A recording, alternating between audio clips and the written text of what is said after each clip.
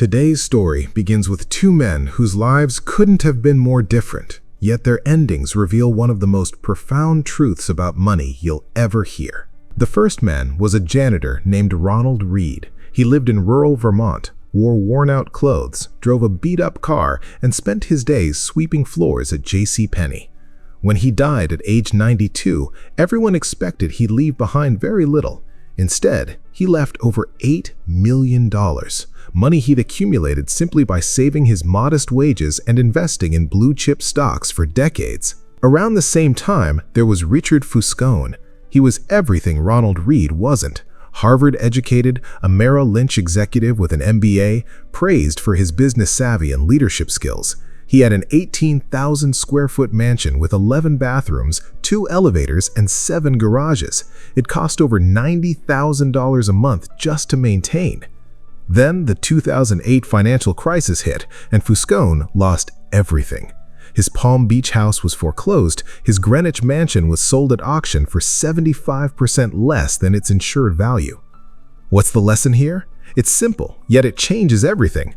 Doing well with money has little to do with how smart you are and a lot to do with how you behave. And behavior is hard to teach, even to really smart people. Welcome to the Psychology of Money, where we're going to explore why people do crazy things with money and how understanding these patterns can transform your financial life forever. Chapter 1. No one is crazy. Here's something that might surprise you. Every financial decision that seems absolutely insane to you makes perfect sense to the person making it. Think about lottery tickets for a moment. Americans spend more on lottery tickets than on movies, video games, music, sporting events, and books combined. And who buys them? Mostly poor people. The lowest income households spend about $412 a year on lottery tickets, 4 times more than the highest income groups. That seems crazy, right? Why would someone who can't afford $400 for an emergency spend $400 on lottery tickets with odds of 1 in millions? But here's the thing. If you desperately need a solution and don't see a realistic path to get there, you'll believe almost anything. Imagine you're living paycheck to paycheck. Savings seems impossible. A nice vacation, a new car, college for your kids without crippling debt, all of it feels completely out of reach. For many people, a lottery ticket represents the only tangible dream they can hold of getting the good stuff that others take for granted. You don't have to agree with this reasoning, but you can understand it. The truth is, we all do things with money that make sense to us, but seem irrational to others. Your personal experiences with money make up maybe 0.0000001% of what's happened in the world, but they make up about 80% of how you think the world works. If you grew up during high inflation, you invest less in bonds later in life. If you came of age during a strong stock market, you invest more in stocks. Not because you're smarter or dumber than anyone else, just because you've lived through different experiences. Consider this. If you were born in 1970, the stock market increased almost tenfold during your teens and 20s. That's incredible. But if you were born in 1950, the market went literally nowhere during those same formative years. Two groups of people, separated only by the chance of their birth year, develop completely different views about how the stock market works. The point is this. Before judging someone's financial decisions, remember that their view of money was formed in a different world than yours. What seems crazy to you might make perfect sense to them, and vice versa. Chapter 2. The Role of Luck and Risk. Let me tell you about Bill Gates and a tragedy that shaped computing history. Bill Gates went to Lakeside School, one of the only high schools in the world that had a computer in 1968. Think about those odds. There were roughly 303 million high school-age people in the world at that time. Only about 300 of them attended Lakeside School. That's 1 in a million. Gates himself admits, if there had been no Lakeside, there would have been no Microsoft. Now, here's the part most people don't know. Gates had a close friend at Lakeside named Kent Evans. Kent was equally brilliant with computers, equally driven, and they planned to conquer the world together. But Kent died in a mountaineering accident before graduating high school. Every year, about 36 people die in mountaineering accidents in the United States. The odds of being killed on a mountain in high school, about 1 in a million. The same force, the same magnitude, working in opposite directions. Bill Gates experienced 1 in a million luck. Kent Evans experienced 1 in a million risk. This is one of the hardest truths about money to accept. Luck and risk are siblings. They're both the reality that every outcome in life is guided by forces other than individual effort. You can't believe in one without respecting the other. When judging people's financial success, both your own and others, it's never as good or as bad as it seems. Think about the cover of Forbes magazine. It doesn't celebrate poor investors who made good decisions but happened to experience the unfortunate side of risk. But it almost certainly celebrates rich investors who made okay or even reckless decisions and happened to get lucky. Both flipped the same coin that happened to land on different sides. Here's what this means for you. Be careful who you praise and admire. Be careful who you look down upon. Not all success is due to hard work, and not all poverty is due to laziness. Focus less on specific individuals and more on broad patterns. Trying to copy Warren Buffett's investment success is hard because his results are so extreme that luck likely played a huge role. But realizing that people who have control over their time tend to be happier, that's a broad enough observation that you can actually do something with it. Chapter 3. Never Enough. John Bogle, the founder of Vanguard, once told a story that captures something essential about wealth. At a party on Shelter Island, author Kurt Vonnegut pointed out to his friend Joseph Heller that their host, a hedge fund manager, had made more money in a single day than Heller had earned from his wildly popular novel Catch-22 over its entire history. Heller responded, "Yes, but I have something he will never have. Enough." Think about that word, enough. It's simple, elegant, and powerful. The hardest financial skill is getting the goalpost to stop moving. If your expectations rise with your results, there's no logic in striving for more because you'll feel the same after putting in extra effort. Modern capitalism is brilliant at two things: generating wealth and generating envy. Perhaps they go hand in hand, but life isn't any fun without a sense of enough. Consider the story of Rajat Gupta. He was born in India, orphaned as a teenager, and through sheer determination became CEO of McKinsey, one of the world's most prestigious consulting firms. By 2008, he was worth about $100 million. A 5% annual return on that generates almost $600 an hour, 24 hours a day. But Gupta wanted to be a billionaire. He sat on Goldman Sachs' board, surrounded by people making even more money. So he started insider trading, sharing confidential information for quick profits. He made about $17 million illegally. Then he went to prison. His career and reputation were destroyed forever. For what? He already had everything. He just didn't have enough. There are a few things to understand about enough. First, the hardest financial skill is getting the goalpost to stop moving. When the taste of having more increases ambition faster than satisfaction, you'll feel like you're falling behind even as you move forward. Second, social comparison is the problem. A rookie baseball player earning $500,000 a year is rich by any definition. But if he plays on the same team as someone earning $36 million per year, he feels broke by comparison. And that person compares himself to the highest-paid hedge fund managers. It's a battle that can never be won. Third, enough is not too little. It's realizing that the opposite, an insatiable appetite for more, will push you to the point of regret. And finally, there are many things never worth risking, no matter the potential gain. Reputation, freedom, family, friends, happiness, these are invaluable. Your best shot at keeping them is knowing when it's time to stop taking risks that might harm them. The good news? The most powerful tool for building enough is remarkably simple. Let me tell you about it. Chapter 4. The Power of Compounding. Here's a question that will change how you think about wealth. Why is Warren Buffett so rich? Most people answer, because he's a great investor. And that's true, but incomplete. Warren Buffett's net worth is $84.5 billion. Of that, $84.2 billion was accumulated after his 50th birthday. $81.5 billion came after he qualified for Social Security in his mid-60s. His skill is investing, but his secret is time. Consider this thought experiment. What if Buffett started investing at age 30 instead of 10, with a net worth of $25,000 instead of $1 million? And what if he retired at 60 to play golf with his grandkids instead of working into his late 80s? If he still earned his incredible 22% annual returns, his net worth today wouldn't be $84.5 billion.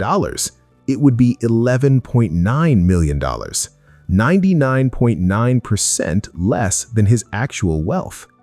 That's how compounding works. It's not about earning big returns. It's about earning good returns that you can stick with for the longest period of time. That's when compounding runs wild. That's how compounding works. It's not about earning big returns. It's about earning good returns for the longest period of time. Think about ice ages for a moment. Scientists once wondered what massive force could freeze the entire planet. They theorized about volcanic eruptions or mountain ranges affecting wind patterns. But the real answer was much simpler. A Serbian scientist discovered that slight changes in Earth's tilt caused moderately cool summers. When summer wasn't warm enough to melt the previous winter's snow, a small snowpack remained. That attracted more snow the next winter. The leftover snow reflected more sunlight, which cooled things further, attracting even more snow. Within a few hundred years, continents were covered in miles-thick ice. As one glaciologist put it, it is not necessarily the amount of snow that causes ice sheets, but the fact that snow, however little, lasts. The same is true with money. You don't need tremendous force to create tremendous results. If something compounds, if a little growth serves as fuel for future growth, a small starting base can lead to results that seem to defy logic. This is why the counterintuitiveness of compounding may be responsible for the majority of disappointing trades, bad strategies, and failed investing attempts. We intuitively focus on trying to earn the highest returns, but good investing isn't necessarily about earning the highest returns. It's about earning pretty good returns that you can stick with for the longest period of time. That's when compounding runs wild. Chapter 5. Getting wealthy versus staying wealthy. Let me tell you about two investors from the 1929 stock market crash whose stories crossed in a fascinating way. Jesse Livermore was the greatest stock market trader of his day. By age 30, he was worth the equivalent of $100 million today. When the market crashed in October 1929, Livermore had shorted stocks, betting they would fall. In one day, he made the equivalent of more than $3 billion. His wife, Dorothy, feared the worst when he came home that day, expecting financial ruin. Instead, he told her, "Darling, I have just had my best ever trading day. We are fabulously rich and can do whatever we like." Meanwhile, another man named Abraham Germansky wandered the streets of New York in desperation. He was a multi-millionaire real estate developer who had bet heavily on rising stock prices. After the crash, he was last seen on Wall Street tearing up ticker tape and scattering it on the sidewalk as he walked toward Broadway. He disappeared and was never seen again. Here's where the stories cross. 4 years later, Jesse Livermore, who had become one of the richest men in the world from the crash, lost everything. He made increasingly large bets, went deep into debt, and eventually took his own life. The point? Livermore and Germansky were both very good at getting wealthy, but they were equally bad at staying wealthy. If I had to summarize money success in a single word, it would be survival. Getting money requires taking risks, being optimistic, and putting yourself out there.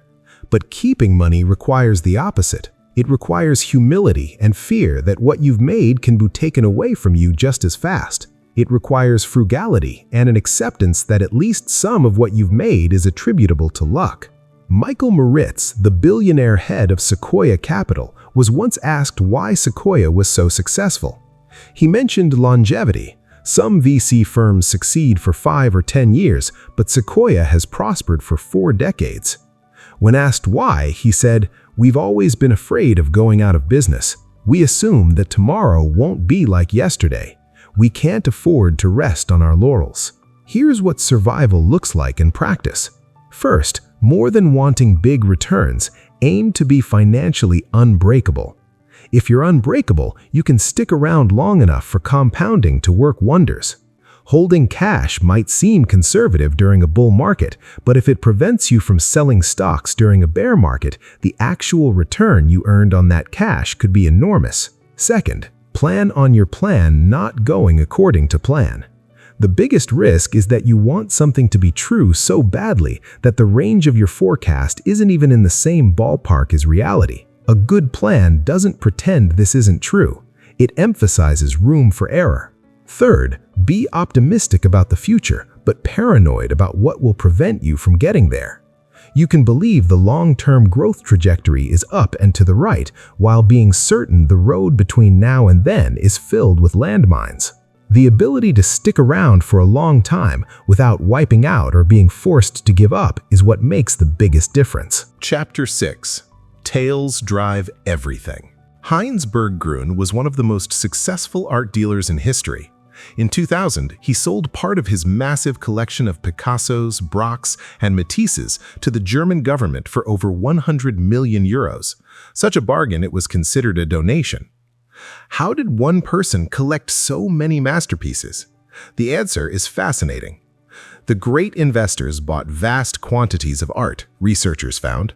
A subset of the collections turned out to be great investments. That's all that happens. Berggruen operated like an index fund. He bought everything he could. Perhaps 99% of the works he acquired turned out to be of little value, but that doesn't matter if the other 1% turn out to be Picassos. This is how so much of business and investing works. Long tails, the farthest ends of a distribution of outcomes, have tremendous influence. A small number of events can account for the majority of outcomes. Look at venture capital. Out of more than 21,000 venture financings from 2004 to 2014, 65% lost money. Only 0.5%, about 100 companies, earned 50 times their investment or more. But that's where the majority of the industry's returns come from. You might think, well, venture capital is risky. But here's the shocking part. Public companies aren't much different. 40% of all stocks in the Russell 3000 index lost at least 70% of their value and never recovered between 1980 and today. Effectively, all of the index's overall returns came from just 7% of companies that outperformed by at least 2 standard deviations. Let that sink in. In a boring, diversified index of established public companies, 40% were effectively failures, but the 7% of extreme winners were more than enough to offset the duds. This is true even within successful companies.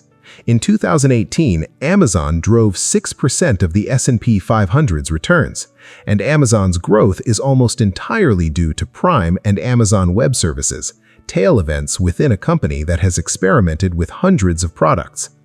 What does this mean for you? It means you can be wrong half the time and still make a fortune. It means lots of things are supposed to go wrong. If you're a good stock picker, you'll be right maybe half the time.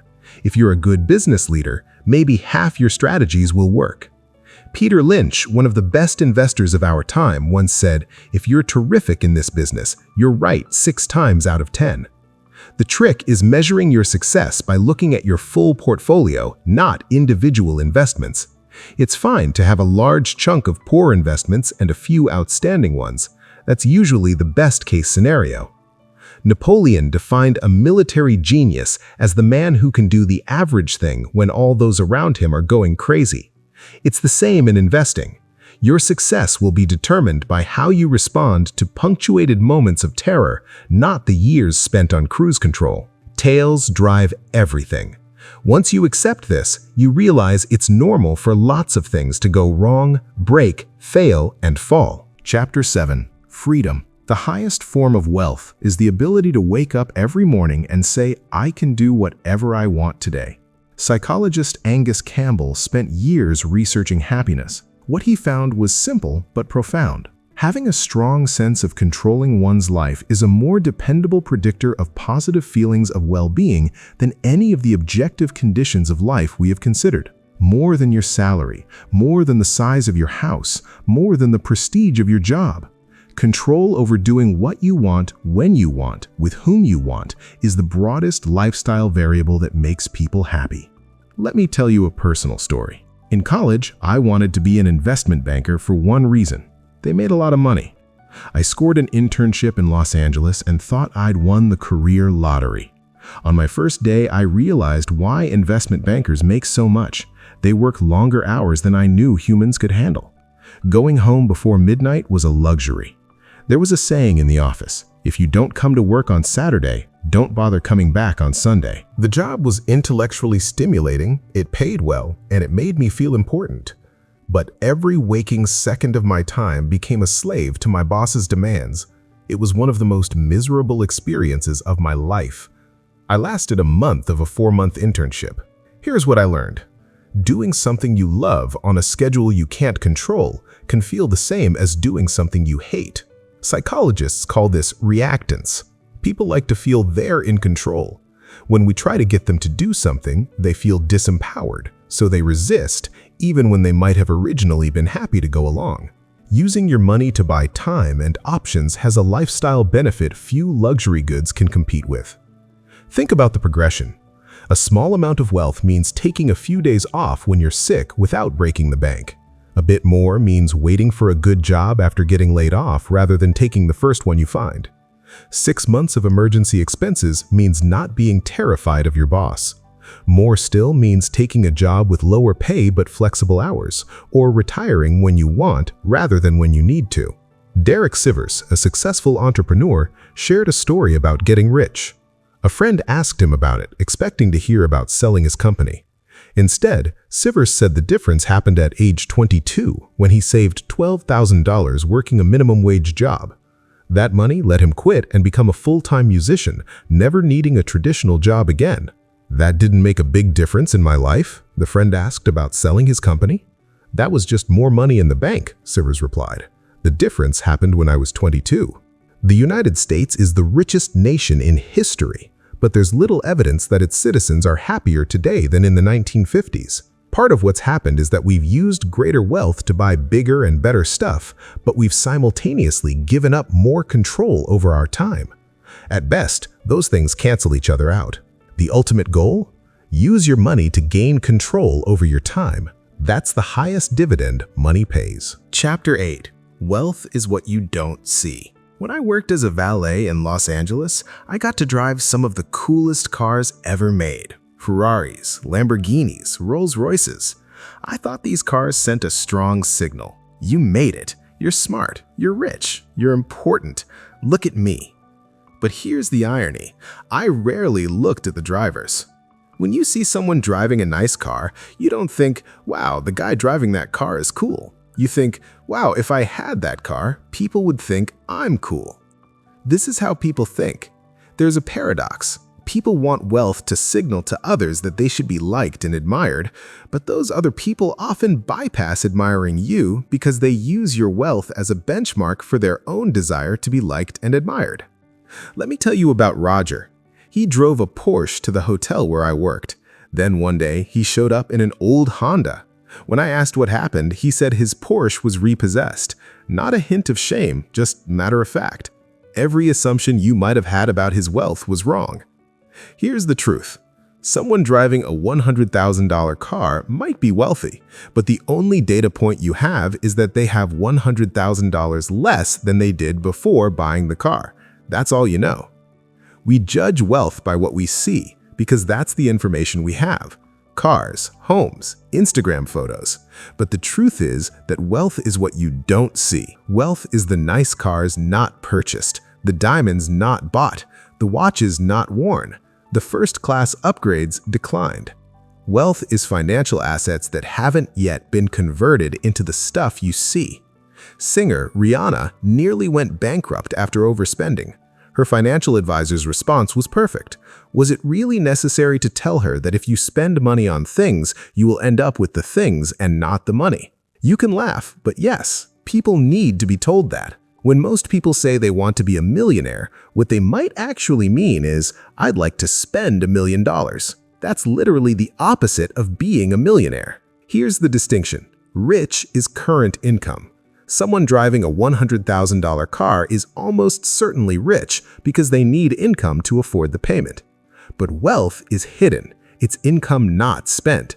Its value lies in offering you options, flexibility, and the ability to buy more stuff later than you could right now. The world is filled with people who look modest but are actually wealthy, and people who look rich but live at the razor's edge of insolvency. Keep this in mind when judging others' success and setting your own goals. Chapter 9. Save money. Let me convince you to save money, and it won't take long. The first idea is simple but easy to overlook. Building wealth has little to do with your income or investment returns and lots to do with your savings rate. Think about energy. In the 1970s, the world looked like it was running out of oil, but we didn't run out. The biggest reason? We started building more efficient cars, factories, and homes. The United States uses 60% less energy per dollar of GDP today than in 1950. We grew our energy wealth not by finding more energy, but by needing less. Finding more energy is largely out of our control, but becoming more efficient, that's completely in our control. The same is true with money. Investment returns can make you rich, but whether an investing strategy will work is always uncertain. Personal savings and frugality are parts of the equation that are more in your control and have a 100% chance of being effective. If you view building wealth as requiring more money or big returns, you may become pessimistic. But if you view it as powered by your own frugality, the path is clearer. Here's the key. Wealth is just the accumulated leftovers after you spend what you take in. Since you can build wealth without a high income, but have no chance without a high savings rate, it's clear which matters more. And more importantly, the value of wealth is relative to what you need. Imagine two people with the same net worth. One is a better investor, earning 12% returns versus 8%, but the other needs half as much money to be happy. Despite lower returns, the second person is better off because their savings go farther. This leads to an important insight. Past a certain level of income, what you need is just what sits below your ego. Everyone needs the basics, but spending beyond a pretty low level of materialism is mostly ego. When you define savings as the gap between your ego and your income, you realize the most powerful way to increase savings isn't to raise your income, it's to raise your humility. People with enduring financial success tend not to care what others think about them. Their ability to save is more in their control than they think because they can spend less if they desire less, and they'll desire less if they care less about others' opinions. And here's another crucial point. You don't need a specific reason to save. Saving for a car or retirement is great, but saving just for saving's sake is equally important. Every bit of savings is like taking a point in the future that would have been owned by someone else and giving it back to yourself. That flexibility and control over your time is an unseen return on wealth, incalculable but invaluable. Chapter 10. Reasonable over rational. Let me tell you about fever. For most of history, doctors tried to suppress fevers at all costs. But here's the thing, fevers actually help fight infection. Research shows a 1-degree increase in body temperature can slow virus replication by 200 times. So why do we still treat fevers immediately with medication? Because fevers hurt, and people don't want to hurt. That's it. A doctor's goal isn't just to cure disease, it's to cure disease within what's reasonable and tolerable to the patient. It may be rational to want a fever if you have an infection, but it's not reasonable. This same philosophy applies to money. Academic finance is devoted to finding mathematically optimal strategies. But in the real world, people don't want the mathematically optimal strategy. They want the strategy that maximizes how well they sleep at night. Harry Markowitz won the Nobel Prize for his work on portfolio optimization. When asked how he invested his own money, He said, "I visualized my grief if the stock market went way up and I wasn't in it, or if it went way down and I was completely in it. So I split my contributions 50-50 between bonds and equities." He wasn't being irrational, he was being reasonable. He wanted to minimize future regret, which is hard to rationalize on paper, but easy to justify in real life. What's often overlooked in finance is that something can be technically true, but contextually nonsense. Researchers from Yale published a study arguing young savers should use 2-to-1 leverage when buying stocks. The math works, but it's absurdly unreasonable. No normal person could watch their retirement account evaporate and carry on undeterred. Here's a radical idea. Love your investments. This isn't traditional advice, but if lacking emotions about your strategy increases the odds you'll walk away when things get difficult, then what looks like rational thinking becomes a liability.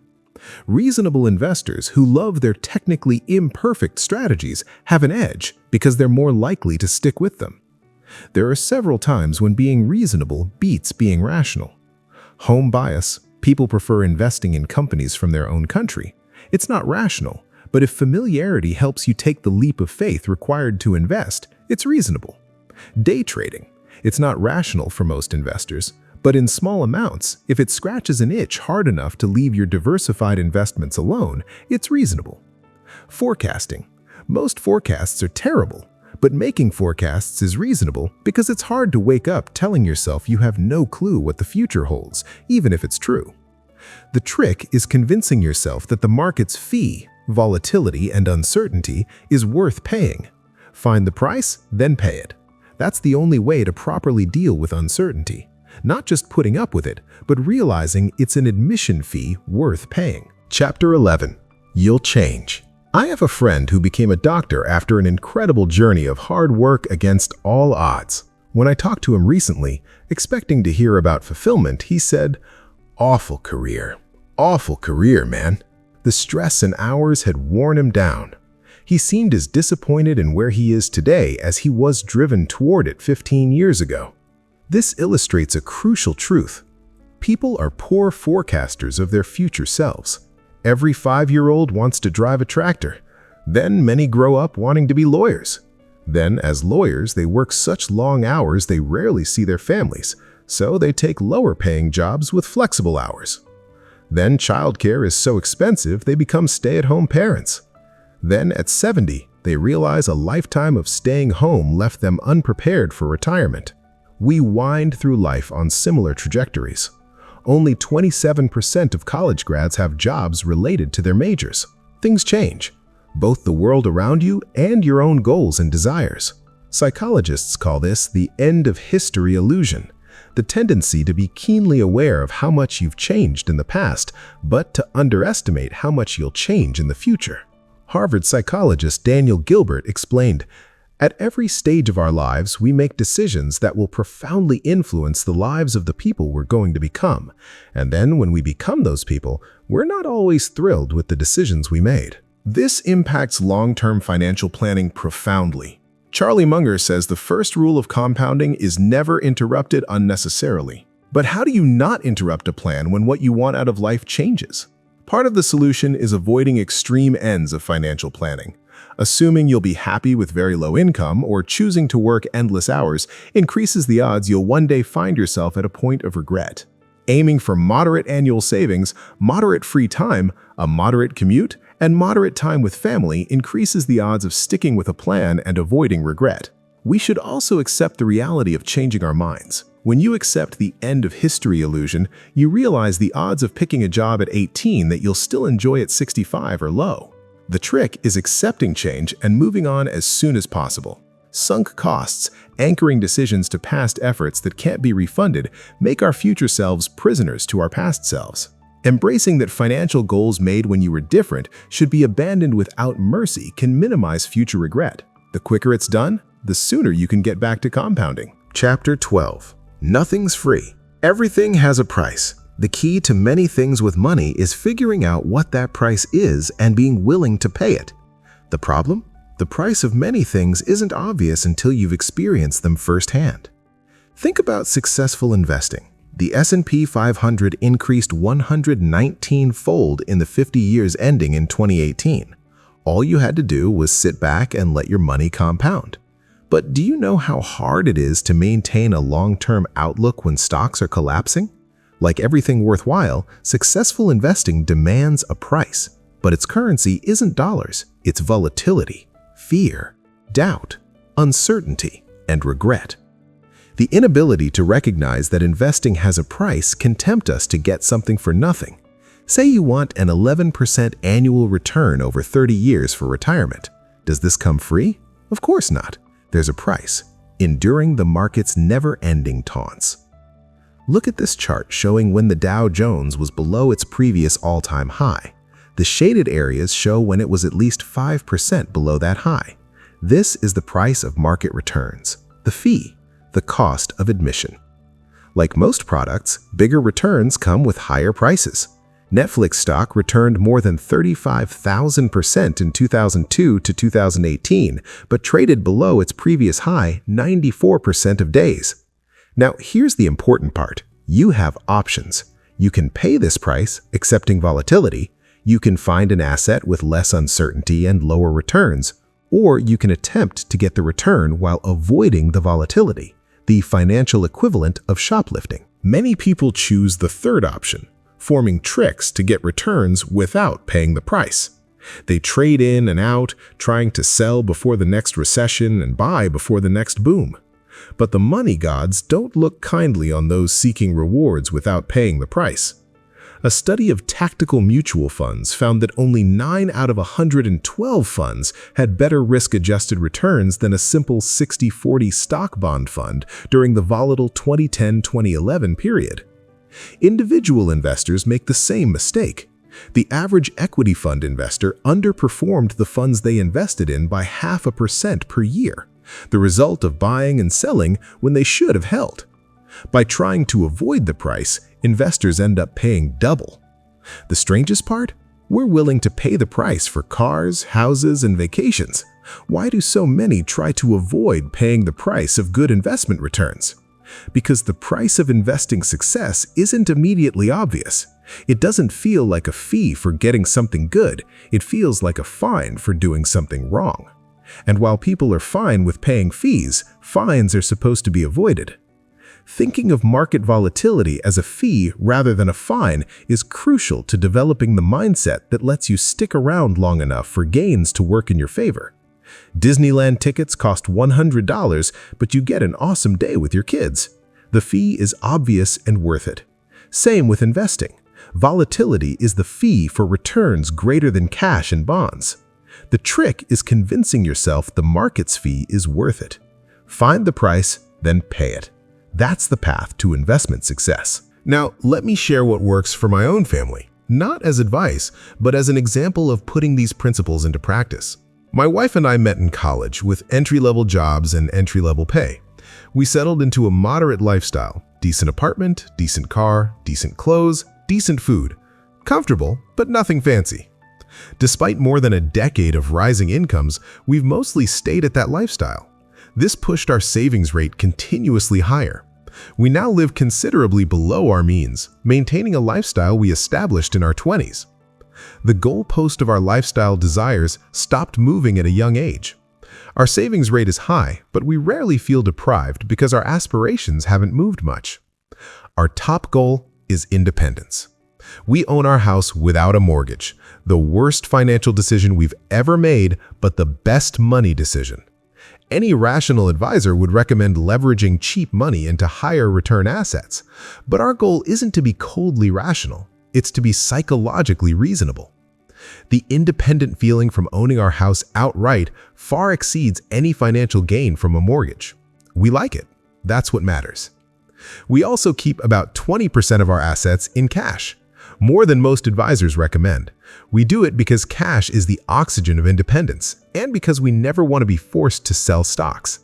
We want the probability of facing a huge expense and needing to liquidate to be as close to zero as possible.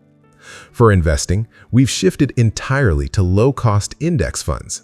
We invest money from every paycheck, a combination of US and international stocks. It's whatever is left over after spending. We max out retirement accounts and contribute to our kids' college savings. That's it.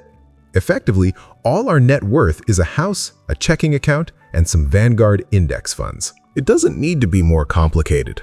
One of my deep investing beliefs is that there's little correlation between effort and results. The world is driven by tails. A few things account for the majority of returns. My strategy doesn't rely on picking sectors or timing recessions. It relies on a high savings rate, patience, and optimism that the global economy will create value over the next several decades. We might change our strategy in the future, but we'll always have the goal of independence and will always do whatever maximizes sleeping well at night, because that, ultimately, is the mastery of the psychology of money. If this summary resonated with you, I strongly encourage you to buy the full book, The Psychology of Money by Morgan Housel. This audiobook covered the essential insights, but the complete book contains deeper stories, more examples, and nuanced wisdom that will transform how you think about wealth and happiness. Every chapter offers profound lessons you can apply immediately to your financial life. The purchase link is in the description below. If you found value in this summary, please hit the like button, share this video with someone who needs to hear these lessons, and subscribe to our channel for more life-changing book summaries. Your support helps us create more content like this. Thank you for listening, and here's to your financial success.